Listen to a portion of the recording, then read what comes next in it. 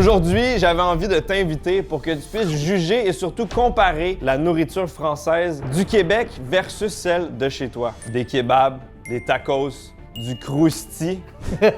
Attends, t'as déjà goûté du crousti avant ou pas? J'ai goûté l'original Tasty Crousti. Ok, ça veut dire que toi aussi t'as la base. Moi aussi, je vais pouvoir comparer parce que je suis familier avec la France quand même. Donc, je pense que ça va être intéressant. Ne te gêne surtout pas d'être honnête, destructeur. Ah mais moi je suis sans filtre sur ça. C'est parfait. Genre quand faut dire si c'est bon ou si c'est mauvais, je le dis. On a ici 2 kebabs à la française. Ici, c'est difficile de trouver des kebabs vraiment comme en France, les kebabs grecs, Grec à l'ancienne, bien. Ça existe pas trop. Mais ici, ouais, j'ai vu, c'est plus des shawarma que vous avez. Exact, on est très fort sur les shawarma, on est très fort sur les doners. Donc là, on a des genres de kebabs qui peuvent ressembler à certains kebabs qu'on trouve en France, un peu comme le restaurant avec les chiffres. Comment ça s'appelle? 129? Le 129, on est dans ce style-là, du poulet rouge. Donc, on a 2 variétés. On a le sandwich rouge avec sauce samouraï, laitue tomate. Et on a le sandwich maximum avec sauce à l'american. Ok, maximum, il y a quoi dedans? On va regarder ça tout de suite, mon cher. Bergame, c'est vraiment le premier restaurant qui a commencé à servir des kebabs un peu à la française. Ok. Non mais j'aime bien ça. J'ai la vérité, là, je le vois, ça donne envie. Visuellement, on peut dire que ça ressemble quand même à certains trucs qu'on trouve en France. Oh, Le oui. pain, la viande. On a des galettes de bœuf en dessous, du poulet, puis ça, du jambon halal, je sais pas trop. Du jambon halal. Quand on veut manger halal et qu'il y ait du bacon, c'est soit du bacon de bœuf, soit du bacon de dinde. Ouais. C'est un des deux en vrai. On le coupe en 2, on partage un moment de douceur. douceur, exactement. Chine. Bon appétit. Bon app. Oublie pas, hein, le but c'est de voir si ça ressemble à la France. Je vais être totalement honnête. Ça se défait de partout. Ok. C'est très chargé en viande. Le bacon de bœuf, c'est bon. J'aime ça. Tout ce qui est légumes, les crudités sont devenus un peu molles. Hein? C'est sûr que c'est en livraison aujourd'hui. Faut garder ça en tête. Il n'a pas l'air sûr. T'en penses quoi toi de la sauce? Et ça, c'est la sauce Biggie, celle-là. Hein? C'est pas la vraie. Hein. La sauce à l'américaine, ça s'appelle. Ok. Je suis pas convaincu, moi non plus, par la sauce. Mais honnêtement, avant que tu donnes ton verdict, moi je trouve que c'est satisfaisant à manger. C'est rempli de viande. J'ai du plaisir. C'est un peu flasque. C'est 100% pas le meilleur kebab que j'ai mangé. Mais ça se consomme. Moi, honnêtement, bon. Déjà, je suis un peu étonné que le pain ressemble vraiment à ce qu'on a en France. Alors, c'est bizarre ce que je vais dire, mais à l'intérieur, il est un peu caoutchouteux. Oui, non, c'est vrai. Il est élastique un peu, mais à l'extérieur, il est un peu dur. C'est vraiment très, très ressemblant. Le poulet, j'aurais mis quelques autres épices. Parce que là, en fait, moi, je suis pas très fan des épices qu'ils ont utilisées. C'est un truc que j'ai l'impression qu'il se fait pas trop en France, ces épices-là. OK. Moi, je le mets mid. C'est bon, c'est OK. Ouais. Mais c'est pas exceptionnel. Genre là où, quand même, le 129, je pense qu'il lui met genre une petite fessée, tu vois. Je suis jamais allé au 129, j'en ai entendu beaucoup parler. Ça a vraiment une réputation qui a transcendé les côtes côtières. Même juste ici, on en mais parle. je sais c'est quoi le 129. On va essayer le rouge pour voir si c'est un peu mieux. Personnellement, le poulet tandoori, j'aime vraiment beaucoup. Ouais, ça veut dire que t'es un habitué du poulet rouge déjà quand même. Exact. Ok. Le poulet fluorescent, mesdames et messieurs. Ça brille dans le noir. Il est rouge sans les gars. Ah ouais. Dans celui-là, on a une sauce samouraï épicée. Laitue tomate. Ça, je trouve que ça a l'air délicieux. Moi, ça me parle. Bah j'espère que c'est bon en vrai, parce que tandoori, tu peux très vite être écœuré, genre en mode les épices elles peuvent être pas bonnes au bout d'un moment, mais là je pense que... Ça goûte fort. Ouais. On y va. Oh my god. C'est vraiment un autre style de l'autre sandwich. L'autre est un peu neutre, fade. Ça, c'est extrêmement assaisonné. Ouais. Très, très, très salé. Un peu spicy. Ça, c'est une bombe de saveur, là. Attends là, je suis en train de... J'avais arrêté, je suis en train de kiffer là. Ah oui? Ouh! Il est bon, lui. La fusion de culture de ce sandwich. Le poulet à l'indienne, avec une spécialité qui vient de 8 pays différents, le kebab. Regarde qui, je préfère te prévenir, j'ai déjà fini le sandwich. Tu l'as aspiré. Je l'ai aspiré parce que là, ce que j'ai mangé, c'est... C'est crissement bon. Il s'intègre bien, Flamby, là. Je le vois, il utilise le vocabulaire local de plus en plus. Non, franchement, C'est bon dans la gueule. c'est bon dans la gueule, ouais, c'est vrai ça. J'ai pas mangé ça en France. Je peux pas comparer, mais en tant que quantité indépendante, c'est un délice. Ouais. Super goûteux, super satisfaisant. Par rapport à la France, ça dit quoi? Franchement, il peut jouer dans la cour des fast-food français, je te parle très sérieusement. Parce que des tandoori, j'ai déjà eu des mauvaises expériences. Tu sais, des fois, t'as un poulet, il est sec. Là, celui-là, il est tendre, juteux un peu, il y a des épices. Les épices, elles sont bonnes. Non, celui-là, franchement, c'est plus que validé. Ah, je sais pas s'il il peut se battre avec le 129 en vrai. Peut-être. Parce que le 129, c'est le poulet rouge quand même qui est connu. Là, je suis un peu étonné. Je te dis, je l'ai fini carrément. C'est vrai qu'il est bon. J'avais déjà goûté, mais dans mes souvenirs, c'était pas aussi bon. Là, c'était franchement délicieux. Sur une échelle de ressemblance de 1 à 10, tu positionnerais les kebabs que tu viens de manger à combien? Le premier, tu peux avoir ça, mais le poulet, il est pas comme ça. Le poulet qu'on a en France, il est pas comme ça du tout. Donc, je mettrais un bon 3. Le deuxième, franchement, je lui mets un 8.5. Hein. Oh! 8.5 solide. Hein. Je m'attendais pas à ça quand même. Là où dans nous, nos sandwicheries, on a tout le temps ça, on a tout le temps des frites avec. Et les frites, ça joue quand même pas mal dans notre plat. Ça veut dire là, on n'avait pas les frites, et peut-être s'ils en font, je sais pas ce que ça donne. Est-ce qu'elles sont bonnes ou pas, tu vois? C'est de ma faute. Moi, j'ai commandé que les sandwichs parce que les frites, je trouve que c'est... Ouais, c'est pas le top. Mais c'est bon à savoir. Les kebabs se sont plutôt bien débrouillés, je suis surpris. Là, on va tester une autre spécialité très française, le tacos français. Le French. Le tacos. French tacos. The French tacos. The French tacos. Je te dis la vérité, Gurki, je suis pas un grand fan de tacos de base. La sincère vérité, c'est que je suis d'accord avec toi. Je trouve ça un peu surcoté. Pour moi, tu le manges vraiment si t'es en mode Doberman, t'as envie de te goinfrer un truc bien gras, bien... Tu vas te terminer quoi, le bide, tu t'envoies ça. C'est vraiment en mode animal. Exactement, c'est ça, animal. On a fait chacun un tacos custom selon nos goûts. Attends. Et là, le problème, c'est qu'ils sont pas identifiés. Toi, t'as pris un large. Moi, j'ai... Ok, c'est ça. Attends, c'est ça le large? Ouais. Non, mais là, C'est petit? Non, mais là, c'est pas possible. Pourquoi? Mais ça, c'est le médium, ça. Ah ouais? Ouais. Moi, j'ai un médium. Mais ça, c'est le... Tu sais, celui-là, c'est lequel? C'est pour les petits-enfants, ça. Ah ouais? C'est le kids qu'on a chez nous. Donc déjà, niveau générosité, c'est pas comme en France. Ah, pas du tout, là, vraiment, là, on se retrouve pas du tout. Ah, combien, ça? Ah, ça, c'est très, très cher. Ça coûte... 15 dollars. Ouais, 14,39, ouais. Ça dépend. Il y a différents restos qui proposent des tacos à la française. Moi, j'en ai pris un qui avait l'air un peu différent, qui avait l'air un peu mieux. Ok. Mais on a au tacos ici. Ok. Ça, c'est pas au tacos. Je voulais un truc qui va peut-être pouvoir se démarquer. Déjà, j'ai l'impression d'avoir un lingot d'or dans les mains. C'est très pacté, c'est très rempli. C'est un beau petit nourrisson. Ah ouais, quand même. ouais. Un beau petit bébé. Un bébé de deviant. T'aimes à la taille de la quicheta? Elle est belle ou pas? Moi, j'ai pris un tacos moyen avec sauce Biggie Burger. J'aime beaucoup cette sauce. Poulet mariné et fromage cheddar. Et toi, qu'est-ce qu'il y a dans ton tacos? Alors, moi, tacos, ça m'a étonné. Vous, c'est des steaks, mais nous, c'est viande hachée normalement. Et j'ai pris viande hachée tenders et sauce harissa. Parce que je suis un bon petit Tunisien. C'est bon, ça, on va pouvoir voir si la harissa est comme dans tes souvenirs Ouais, ici. parce que moi, la harissa, c'est vraiment... Faut la respecter, tu vois. C'est un truc très sérieux pour moi, tu vois. On va se le dire, c'est pas la spécialité la plus appétissante, hein? Là, je regarde, c'est pas... Il y a beaucoup de frites, je trouve, hein? Vraiment peu de viande. Attends, mais... Là, il y a un truc que je comprends pas. J'ai demandé harissa, la sauce, elle est orange. La harissa, c'est rouge d'habitude. C'est, là. ouais, exactement, là, ça commence déjà à être un peu suspect, là, ce tacos. Moi, on dirait que j'ai des œufs brouillés dans mon tacos. J'ai pris sauce curry miel. Et attends, là, ce que je comprends pas, c'est que j'ai que du steak. Ouais, y a pas de poulet. Il y a pas de poulet là-dedans. 60% frites. Je trouve pas ça, non. J'ai peur un petit peu.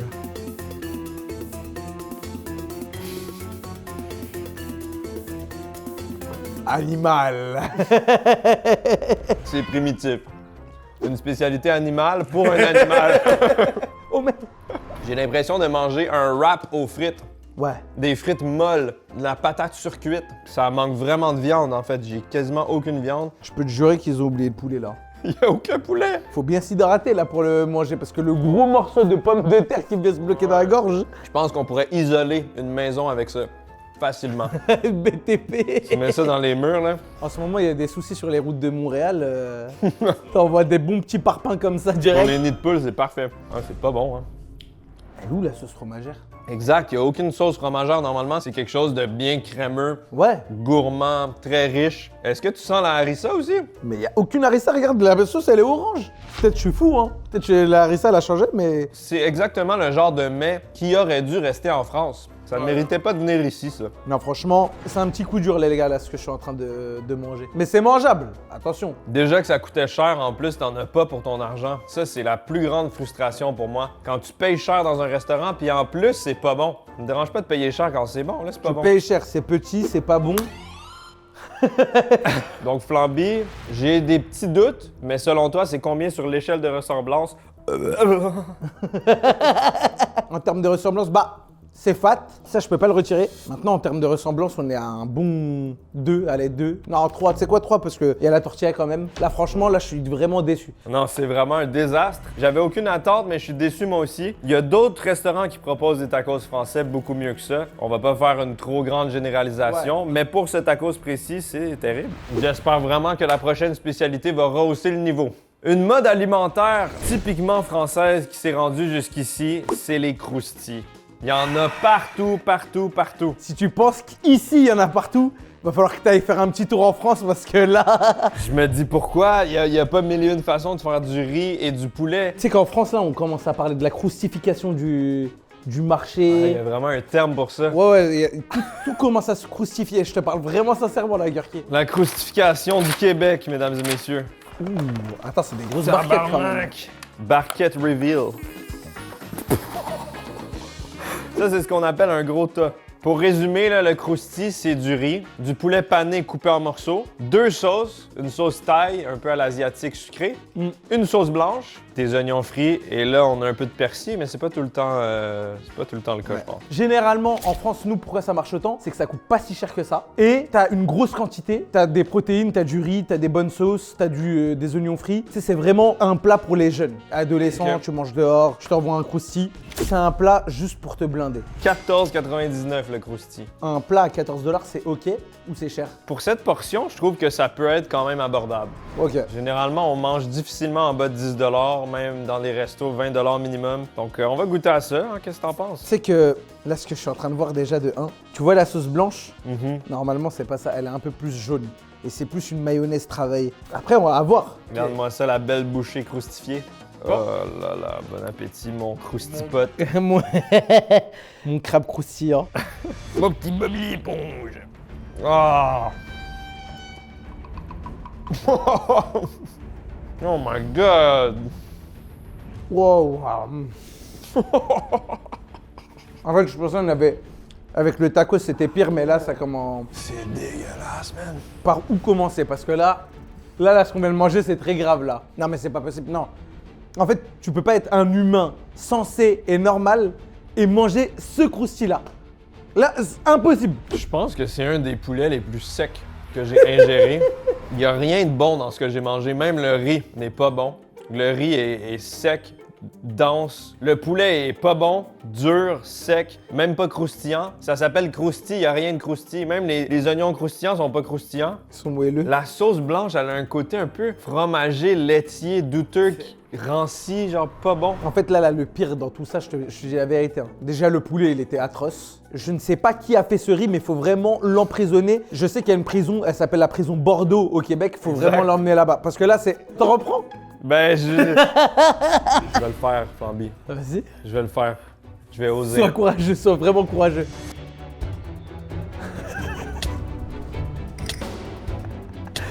Je suis vraiment désolé de ce que tu es en train de vivre là. Ils ont essayé de copier, mais c'est comme Plancton dans Bob l'éponge quand même. Vraiment, c'est horrible, c'est atroce. Le pire dans tout ça, c'est que c'est facile à faire. C'est des tenders que tu coupes, que tu mets sur du riz, 2 sauces, calice, le tour est joué. Comment tu peux rater ça? Ta liste de ciboires. À vous, Non, mais c'est vrai. enrageant. Là, je te donne une note vraiment honnête. On frôle le 0. Ah, je suis d'accord avec Genre ça. vraiment le 0. Peut-être 1, à la limite parce que vas-y, la boîte elle est bien remplie. Mais remplie à quoi bon? Parce qu'on va pas le manger, c'est... Non mais... Je te jure, je ne sais pas quel homme humain sur Terre peut manger ça. Moi, j'avais envie de recevoir Flamby qui a traversé l'océan pour venir au Québec. J'avais envie de faire bonne impression, lui faire aimer la patrie québécoise, qui a envie de s'installer ici, qu'on devienne des meilleurs amis, aller ensemble jouer au bowling. Mais là, c'est impossible parce que ça, c'est pas bon. Ça va pas te donner envie de rester. Ça fait une mauvaise impression. C'est honteux. Vraiment, là, ferme-moi cette boîte et qu'on n'en parle plus. On a noté de 0 à 10 sur une échelle de ressemblance avec la France, les plats. Maintenant, je vais vous donner une échelle de 0 à 10 sur ma santé mentale. 0. J'espère sincèrement que ça va remonter un petit peu. Attends, c'est un très grand sac. Je sais pas ce qu'il y a dedans, mais il est énorme. Là, on s'en va dans un autre style flambé. On s'en va dans la danse sucrée. On s'en va dans la dopamine, le chocolat, le sucre, la pâtisserie. Et on va tester des trompe-l'œil. Là, tu me parles, parce que moi, le sucré, j'aime bien. Ah, moi aussi, j'adore. Les trompe-l'œil, c'est très populaire en France. Ça l'a été plusieurs années même. Et c'est venu ici au Québec. Il y a vraiment beaucoup de pâtisseries qui font des trompe-l'œil. Est-ce qu'ils les font bien? Je sais pas. C'est ça qu'on va déterminer Par ensemble. contre, vraiment, déjà, là, je viens de voir un truc. 15$ le trompe-l'œil. Eh ben, va falloir bien... Il s'inspire de Cédric Grolet sur les prix. J'imagine, là. Est-ce que nos yeux vont être trompés? Attends, c'est une vraie mangue, ça? Ils ont mis des vrais... Ah, ils ont mis un croissant, ils se sont trompés. Pendant quelques secondes, j'ai vraiment cru que c'était un vrai croissant. Non. On dirait des trompe-l'œil de basse qualité que tu retrouves en boulangerie. Et généralement, ils sont pas chers, genre c'est 3-4 euros. Ok, ouais. On a 3 trompe-l'œil différents. On a la mangue, le croissant et la fève de cacao. En fait, qu'il y a un trompe-l'œil croissant, c'est vraiment fort. À la source, un trompe-l'œil, c'est pour tromper l'œil, donc ça ressemble à des vrais objets. Tu le manges, c'est une pâtisserie. Vous voyez le concept? Là, c'est sûr que ça trompe pas vraiment l'œil. C'est quand même joli, je trouve, non? Celui-là, il est beau gosse. Celui-là, il est beau gosse. Celui-là, il est atroce. Vraiment, Ouais. ils ont fait aucun effort. Gurki, j'ai une petite question. Dis-moi. Est-ce que chez les Québécois, c'est un peu mal vu de faire l'accent québécois ou pas? Un Français qui fait l'accent québécois? Je pourrais le faire là si tu veux devant toi. Vas-y, fais-le. Ma réponse va changer après. Puis, ben voyons donc, mon hostie de bro. Je m'en vais manger présentement quelques trompe-l'œil en Pourquoi tabarnak. tu roules tes R? Parce que je suis un mec à l'ancienne. Ok, c'est ça. Les anciens, ils roulent les C'est R. un grand papa. Exactement. Eh bien, oui, c'est dérangeant. Ah, c'est vrai? Tu m'as dérangé. Je suis vraiment désolé. Non, mais pour vrai, pour faire une vraie réponse, ça dépend des intentions, ça dépend du contexte, ça dépend de la vibe. Si tu sens vraiment que c'est pour se moquer, premier degré, insulter, c'est pas vraiment cool. Mais toi, t'as le accent québécois passe. Je t'ai côtoyé quelques jours, je sens que tu t'intéresses pour de vrai, tu poses des questions, tu as envie de t'intégrer dans la culture québécoise, puis tu le prononces beaucoup mieux que certains. C'est vrai? Mais pas parfait quand même, on roule pas les R, ça faut arrêter. En termes de tabarnak, il est bon. T'as Elle a bien compris déplacé. l'utilisation du tabarnak et ça, c'est un art. L'art du tabarnak. Ah oui! Je te propose de choisir ton trompe-l'œil et de croquer dedans parce qu'on veut le crunch. Hein? On veut la sensation. Je vais pas les couper en deux, ceux-là. Je vais commencer par le cacao. Oh, un petit croustillant.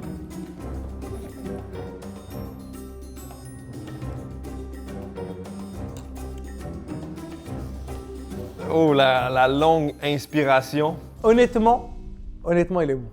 Je vais goûter. C'est vraiment très, très, très sucré. Ah ouais? Ouais, en tabarnak. Ça, c'est bien placé. Ici, ça niaise pas avec le sucre.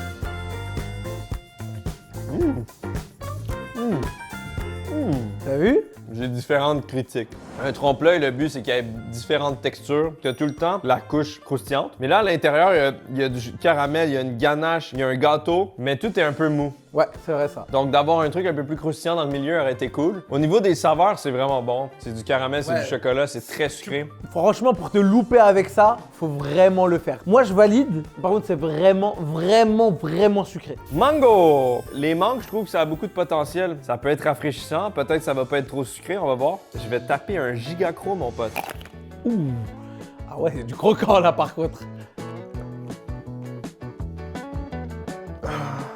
Oula, qu'est-ce qui t'arrive? Tu perds de la vie ou quoi?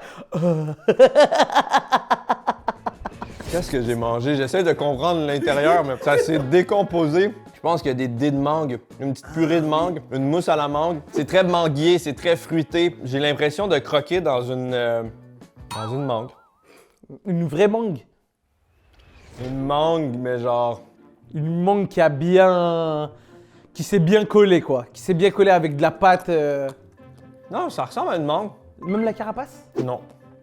En fait, la carapace est bien épaisse, bien croquante, mais c'est surtout du chocolat blanc. Ah ok, quand même. C'est pas raffiné, mais c'est bon. Envoie-moi cette mangue. Oh! Oh!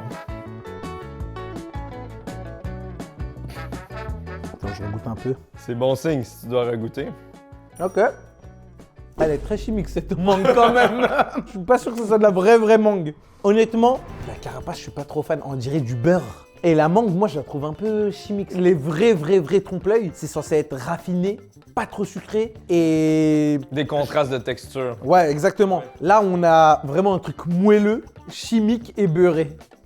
Donc, C'est quand même bien dit, je dois l'avouer. Je pense que ce que j'ai aimé, c'est vraiment que c'était moins sucré que le premier. Si on enlève l'aspect moins sucré, ben il n'y a pas vraiment d'autre force à ce trompe-l'œil. mais ça passe. En vrai, genre, c'est pas dégueu. Genre, franchement, je peux me le manger normal. Il reste le croissant flambi, je te laisse l'inaugurer. Avec une petite couche dorée sur le dessus, un petit pinceau doré. Là, c'est quoi? Il y a du croissant à l'intérieur? Je sais pas, hein? Peut-être du beurre. Oh, c'est beau ça. Oh! Ok. Pour l'instant, je vais me taire. Je veux que tu goûtes et que tu me dises ce que t'en penses. Honnêtement.